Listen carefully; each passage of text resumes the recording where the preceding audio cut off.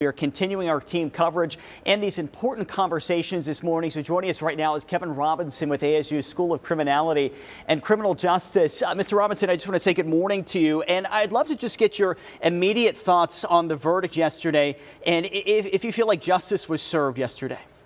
Okay. Well, good morning and thank you for having me.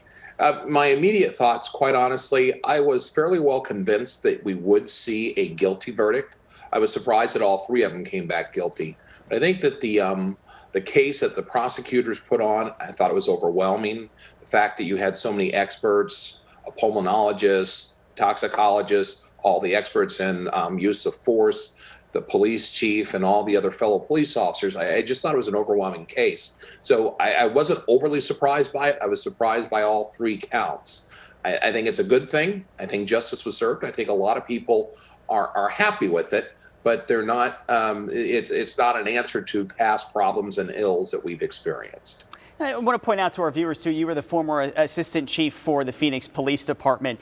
And, what we're seeing right now is there is a trust deficit, especially among our communities of color and the police departments we have around the country. How do you think we begin to rebuild that trust? What can we all do here? Well, I think the first thing is everyone has to start listening to one another. And I think law enforcement, I should say the criminal justice system as a whole, needs to listen probably more intently. And, people haven't been happy for a very long time. There have been segments of our communities that have been, they feel as though they have been put upon by law enforcement. So we have a long way to go. So if law enforcement understands that and the community understands that law enforcement has a really tough job, it's one of the few professions where everyone expects them to be perfect all the time.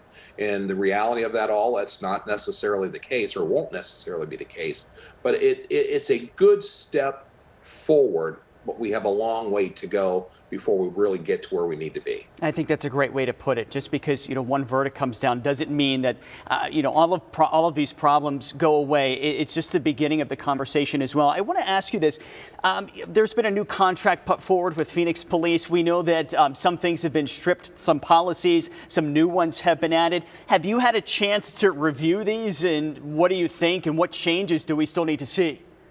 I have. And what's interesting about it, what we're seeing is an effort on the police department's part, and I have to believe that the union is participating in that as well, is to be more transparent.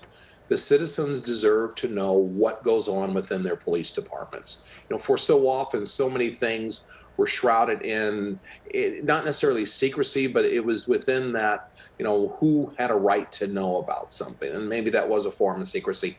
But it's important for everyone to understand how a police department works, why it makes the decisions that it makes. And the more information you can put out there, the more transparent you can be, the better or more effective you will be at establishing and developing relationships with the community. Okay, for about 30 seconds left, I want to ask you about civilian oversight boards and committees.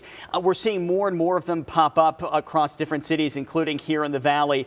Do you think these are also an important tool as we seek reforms? They can be. Because what it will be, it allows the citizens to have an even greater say in how their police departments operate. I don't see it as a bad thing. And I know a lot of folks will push back and say, well, these groups don't truly understand what a police officer's job is all about. And to a degree, you're right about that.